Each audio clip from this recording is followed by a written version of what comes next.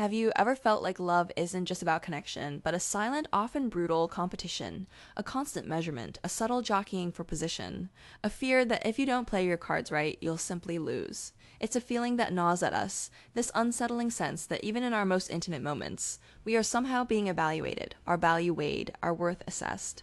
We crave connection, yet we find ourselves caught in a relational tug-of-war, where one person leans in and the other instinctively pulls away. Why does something as fundamentally human as love so often feel like a status game? The illusion we cling to is that love should be effortless, a natural unfolding of mutual affection where hearts simply align. We're fed narratives of soulmates and perfect harmony, where two people meet and instantly, unconditionally, become each other's world. This idealized vision, deeply ingrained in our collective psyche by centuries of art, literature, and now endless romantic comedies, suggests that true love transcends all difficulties. It posits that genuine affection means always being there, always understanding, always prioritizing the other. We believe that if someone truly loves us, they will chase, they will fight, they will overcome any obstacle. And if they don't, it must mean they don't love us enough. This belief, while comforting in its simplicity, actually sets us up for profound disappointment and misunderstanding. It blinds us to the real, often uncomfortable, psychological mechanics at play. We end up searching for an idyllic state that rarely, if ever, exists, mistaking it for the actual complex dance of human connection. The hidden mechanism lies in three fundamental dynamics: attention, investment imbalance, and perceived value. Think of it not as a conscious contest, but an unconscious system where these factors are constantly being recalibrated. Attention in today's hyperconnected world has become a primary currency. Who gives more? Who waits longer for a reply? Who initiates contact? These are not mere courtesies. They are signals. Investment imbalance refers to the unequal emotional, temporal, and even financial resources poured into a relationship. When one person consistently invests more, a power differential emerges.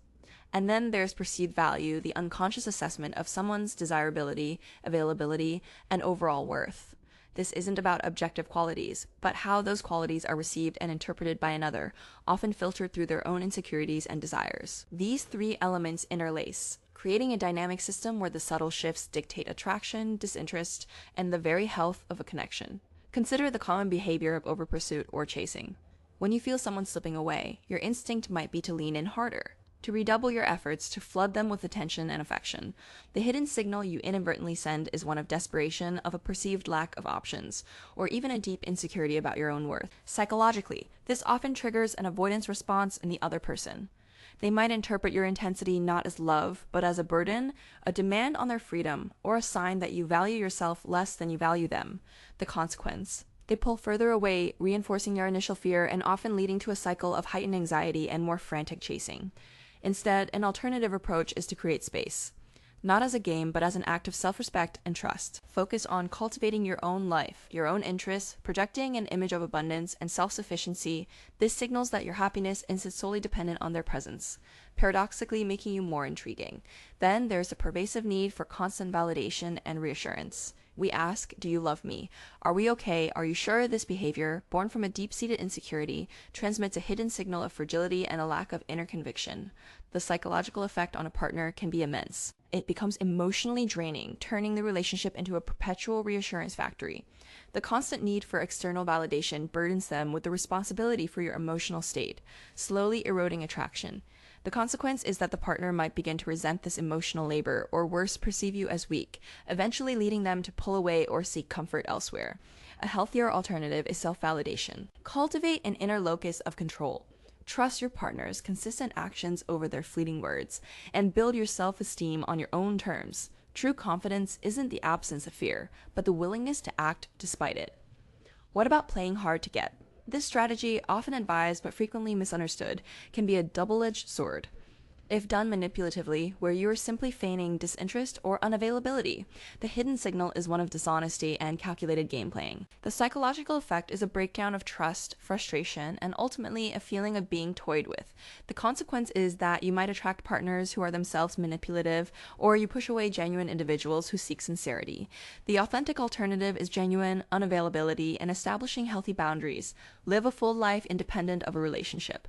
If you're busy with work, hobbies, or friends, you are genuinely less available. This signals a rich inner world and self-respect, making your time and attention more valuable when you do give it without having to resort to artifice. Finally, consider the tendency to neglect oneself or sacrifice too much in the name of love. We often believe that true love means putting our partner first, always. But when this leads to abandoning your hobbies, your friends, your aspirations, or even your core identity, you send a hidden signal that you are becoming solely defined by the relationship. The psychological effect is a paradoxical lowering of your own perceived value.